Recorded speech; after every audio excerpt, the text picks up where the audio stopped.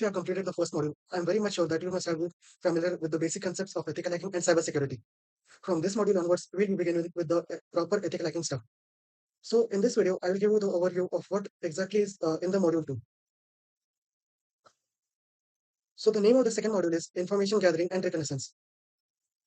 The contents of this module are footprinting and reconnaissance techniques, passive recon, active recon, DNS recon, and whois lookup, Shodan, and search engine recon. And the last is social engineering techniques.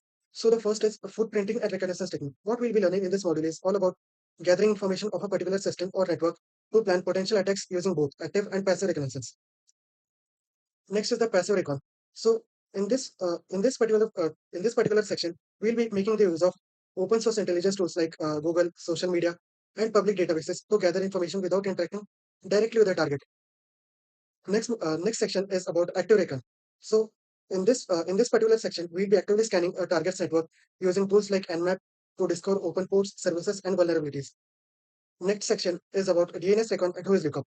So what we'll be doing here is we'll be focusing on collecting DNS records and performing whois lookups to find out domain ownerships and registration details about a particular target.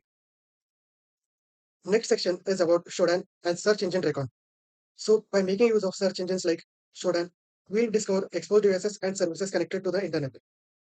The last one, but not the least, are the social engineering techniques.